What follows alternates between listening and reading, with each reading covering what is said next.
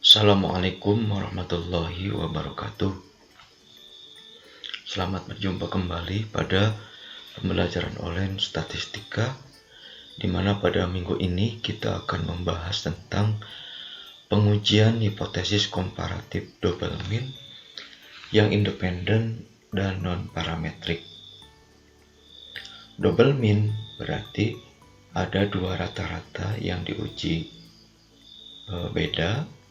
Kemudian independen berarti dua rata-rata tersebut berasal dari dua sumber data yang berbeda. Kemudian non-parametrik biasanya digunakan untuk data yang distribusi datanya tidak normal. Bahasan kita pada minggu ini kita akan membahas tentang Mann-Whitney test, di mana Mann-Whitney test ini digunakan untuk dua sampel yang independen, dan jenis datanya adalah jenis data ordinal. Jadi dua sampel yang independen artinya data berasal dari dua sumber data yang berbeda, dan jenis datanya adalah jenis data ordinal. Atau bisa juga digunakan untuk dua sampel independen yang datanya adalah interval rasio, tetapi datanya berdistribusi tidak normal atau non-parametrik. Jadi bahasan kita hari ini, kita akan membahas tentang Mann-Whitney test yang digunakan untuk uji beda dua sampel independen yang datanya adalah interval rasio tetapi non-parametrik atau berdistribusi tidak normal.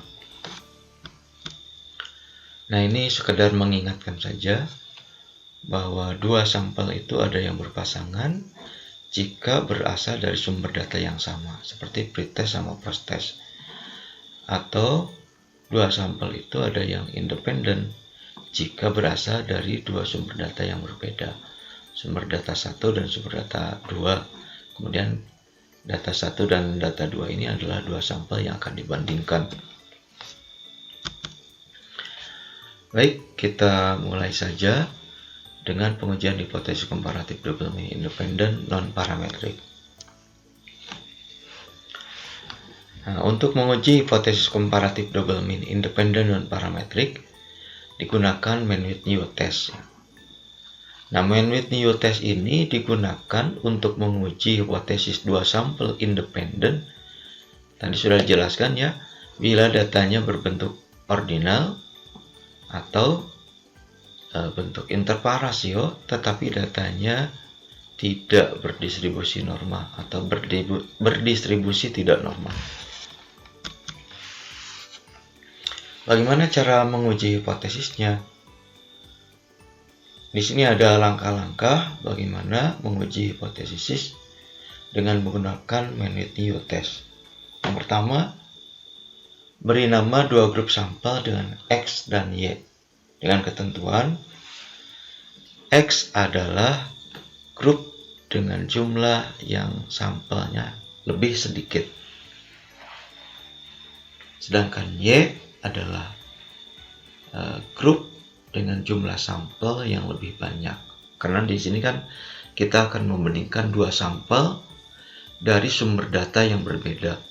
Maka X ini adalah jumlah sampel yang sedikit dan Y ini adalah jumlah sampel yang lebih banyak.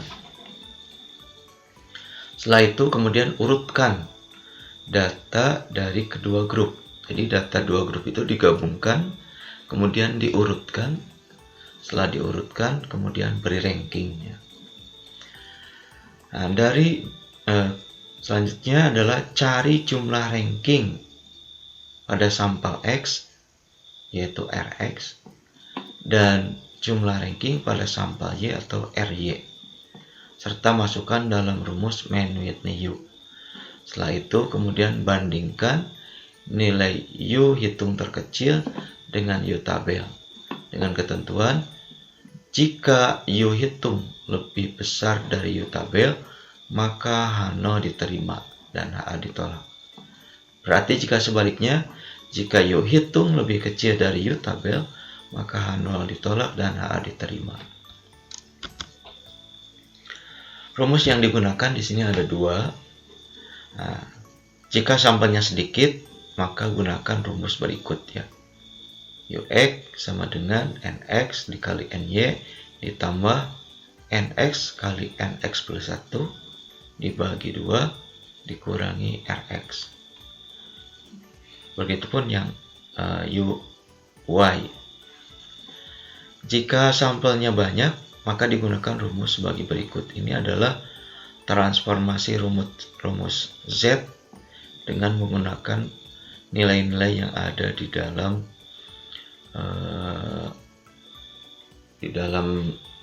U ya, nilai-nilai yang ada di dalam tabel U. Nah, dengan ketentuan Ux adalah jumlah peringkat X, Ux adalah jumlah peringkat Y, Nx adalah jumlah sampel X, Ny jumlah sampel Y, Rx jumlah ranking pada sampel X, Ry jumlah ranking pada sampel Y. Nah, contoh ya. Seorang peneliti ingin mengetahui apakah terdapat perbedaan kemampuan mengajar antara guru yang sudah sertifikasi dengan guru yang belum sertifikasi. Nah, dari hasil penelitian diperoleh data sebagai berikut. Ini yang sudah sertifikasi dan ini yang belum sertifikasi. Diasumsikan ini setelah diuji berdistribusi tidak normal. Pertanyaannya seperti biasa ada 6 pertanyaan, yaitu tulis hipotesis statistiknya dan hipotesis penelitiannya. Kemudian hipotesis tersebut tulis secara formal. Kemudian uji hipotesis tersebut pada tingkat signifikansi alfa 0,05. Gambar kurvanya, tulis kesimpulan statistiknya, tulis kesimpulan penelitiannya. Nah, ini rumusan hipotesisnya. Tidak terdapat perbedaan kemampuan mengajar antara guru yang sudah sertifikasi dengan guru yang belum sertifikasi. Ini hipotesis statistiknya. Hipotesis penelitiannya, terdapat perbedaan kemampuan mengajar antara guru yang sudah sertifikasi dengan guru yang belum sertifikasi. Secara formal, hipotesis tersebut dapat ditulis H0 X sama dengan Y, HA X tidak sama dengan Y. Nah, langkah pengujian hipotesisnya, yang pertama, urutkan semua data dari grup X dan grup Y, kemudian beri ranking. Jadi gabungkan data dari grup X dan grup Y, setelah digabungkan kemudian urutkan, setelah diurutkan kemudian beri ranking. Nah, ini datanya sudah diurutkan ya ke bawah. Setelah diurutkan kemudian kita beri ranking. Berarti 35 ranking 1, 38 ranking 2, 46 ranking 3, 47 karena di sini ada 2. Harusnya kan ini, berarti yang ini harusnya ranking 4 ya. Kemudian yang ini ranking 5. Nah, karena di sini ada 2, maka 47, 4 ditambah 5, 9. 9 dibagi 2 adalah 4,5. Begitupun 56. Ini adalah 7, ini 8. 7 dengan 8 dibagi 2 jadi 7,5. Dan seterusnya. Nah, setelah kita mengetahui ranking-rankingnya, masukkan ranking tersebut pada tabel. Nah, jadi ini respondennya A, B, C, D, E, F. Kemudian ini G, H, I, J, K, L, M, N. Ini skornya 62, 56, 47, 65, 65, 59. Nah, setelah itu masukkan rankingnya. Di sini 62 itu ini ya. 62 itu 12. Masukkan rankingnya 12. 56 itu 7,5. Masukkan 7,5. 47 itu 4,5. Masukkan 4,5. 65 di sini 13,5. Masukkan 13,5.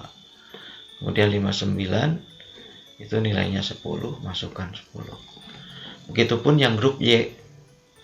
Di sini 55 itu ranking 6, masukkan 6. 38 ranking 2, 46 ranking 3, dan seterusnya sampai 57 ranking 9. Mana 57? Nah, ini 57 rankingnya 9. Setelah itu kemudian jumlahkan ranking ini ke bawah. Nah, sigma Rx diperoleh jumlahnya adalah 61 untuk Rx dan 35 untuk Ry. Nah, ini tabel X, Nx-nya ada 6, Rx-nya 61, tadi sudah ya. Ny 8, Ry-nya 30,5. Tinggal notasi-notasi ini masukkan ke dalam rumus. Berarti di sini Ux sama dengan 6 dikali 8. 6 itu adalah Nx, 8 itu Ny, kemudian ditambah 6 dikali 6 plus 1 dibagi 2 dikurangi 61. Hasilnya adalah 6 kali 8, 48, 6 tambah 1, 7, dikali 6. Kemudian dibagi 2, hasilnya 18, kemudian dikurangi 61, hasilnya adalah 5. Ini Ux hasilnya 5. Begitupun dengan U dari grup Y. Hasilnya adalah 49,5. Karena Ux itu lebih kecil daripada Uy, maka yang dibandingkan dengan U tabel adalah Ux. Nah, berdasarkan tabel min with U untuk Nx sama dengan 6, Ny sama dengan 8, dan alpha 0,05 dua pihak, diperoleh U tabel adalah 8. Ini berdasarkan tabel min with U untuk dua arah ya. Tadi N1-nya adalah 6, kemudian N2-nya adalah 8, kemudian tingkat signifikansinya 0,05. Diperoleh datanya adalah 8. Jadi U tabelnya adalah 8. Ini sudah ya, U tabelnya adalah 8. Nah, setelah itu kesimpulan statistiknya berdasarkan perhitungan. U hitung itu adalah 5, sedangkan U tabel adalah 8. Maka H0 ditolak dan HA diterima. Kenapa H0 ditolak? Karena nilai U hitung lebih kecil dari U tabel. Kesimpulan penelitiannya, asumsi bahwa tidak terdapat perbedaan kemampuan mengajar antara guru yang sudah sertifikasi dengan guru yang belum sertifikasi ditolak pada alpha 0,05. Dengan demikian, terdapat perbedaan kemampuan mengajar guru yang sudah sertifikasi dengan yang belum sertifikasi, tapi bedanya itu pada alpha 0,05. Nah, untuk mencoba rumus sampel besar, anggap saja bahwa sampel dari grup X dan dari grup Y itu besar. Biasanya besar itu di atas 30 ya. Walaupun ini kurang dari 30, anggap saja ini adalah sampel besar. Nah, ini sudah diketahui Nx-nya 6, Rx-nya 61, Ux-nya ini berarti sudah dihitung Ux-nya yaitu 5. Begitupun yang Y, N-nya 8, R-nya 30,5, Uy-nya adalah 49,5. Nah, tinggal masukkan saja notasi-notasi ini ke dalam rumus. Nah, Ux yaitu 5, kemudian Nx kali Ny 6 kali 8 dibagi 2, kemudian Nx kali Ny 6 kali 8 dikali Nx ditambah Ny plus 1, 6 tambah 8 plus 1 dibagi 12. Hasilnya adalah negatif 2,452.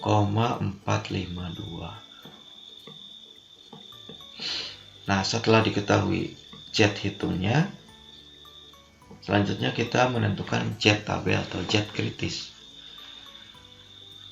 Cara menentukan Z kritis itu dilihat dari nilai alfanya. Alfanya 0,05. Karena ujinya adalah dua pihak, maka 0,05 ini dibagi 2, hasilnya adalah 0,025. Kenapa dibagi 2? Karena ujinya adalah dua pihak, di kiri dan di kanan. Kita ke tabel dulu. Nah, carilah di area Boolean ini yang nilainya adalah 0,025. Ya, kita cari, oh ini ada yang nilainya 0,025. 0,025 ini adalah tingkat signifikansi yang dibagi 2. Tadi tingkat signifikansinya adalah 0,05, kemudian dibagi 2. Hasilnya adalah 0,025. Nah, tinggal cari aja di sini di area Boolean yang 0,025. Oh, sudah ketemu ini. Kemudian lihat nilai Z-nya berapa. Nilai Z-nya adalah 1,96. Dengan demikian maka Z hitung atau Z kritisnya adalah 1,96. Karena ini adalah uji dua pihak, maka di sini plus minus 1,96. Nah, sekarang tinggal untuk supaya kelihatan lebih jelas di mana posisinya, kita masukkan dalam kurva ya. Nah, kita tadi Z tabelnya atau Z kritisnya adalah plus minus 1,96. Ini negatif 1,96 dan ini Z tabelnya positif 1,96. Setelah itu tarik garis ke atas, arsir.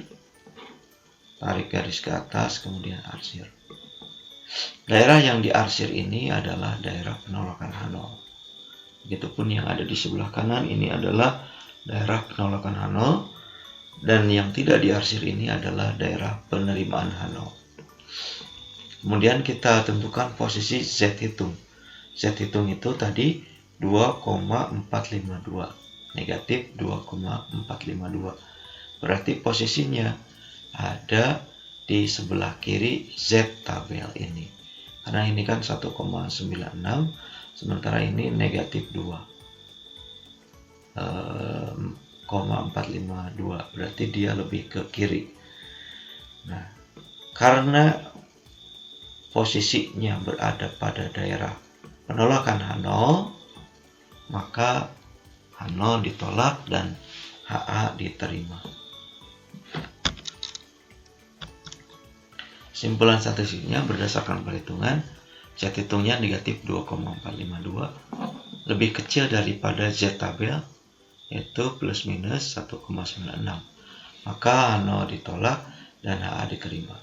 Atau jika menggunakan kurva, karena Z hitung berada pada daerah penolakan H0, maka H0 ditolak dan HA diterima. Diterimanya pada alfa 0,05. Nah, kesimpulan penelitiannya, asumsi bahwa tidak terdapat perbedaan kemampuan mengajar antara guru yang sudah sertifikasi dengan guru yang belum sertifikasi itu ditolak ya. Tolaknya pada alfa 0,05. Dengan demikian terdapat perbedaan kemampuan mengajar antara guru yang sudah sertifikasi dengan guru yang belum sertifikasi pada alfa 0,05. Ini adalah latihan. Seorang peneliti ingin mengetahui apakah terdapat perbedaan hasil belajar siswa yang belajar dengan pembelajaran aktif dengan siswa yang belajar dengan pembelajaran kontekstual. Dari hasil penelitian lapangan diperoleh data sebagai berikut. Ini yang menggunakan pembelajaran aktif, ini yang menggunakan pembelajaran kontekstual. Nah, pertanyaannya, tulis hipotesis statistik dan hipotesis penelitiannya. Kemudian tulis hipotesis tersebut secara formal, uji hipotesis pada tingkat signifikansi alfa 0,05, gambar kurvanya, tulis kesimpulan statistiknya, tulis kesimpulan penelitiannya. Silahkan dikerjakan dan dikumpulkan. Terima kasih. Demikian pembelajaran kita hari ini terkait dengan Mann-Whitney test untuk menguji hipotesis dua sampel independen yang jenis datanya interval rasio tapi berdistribusi tidak normal, atau untuk data yang berjenis ordinal. Terima kasih. Assalamualaikum warahmatullahi wabarakatuh.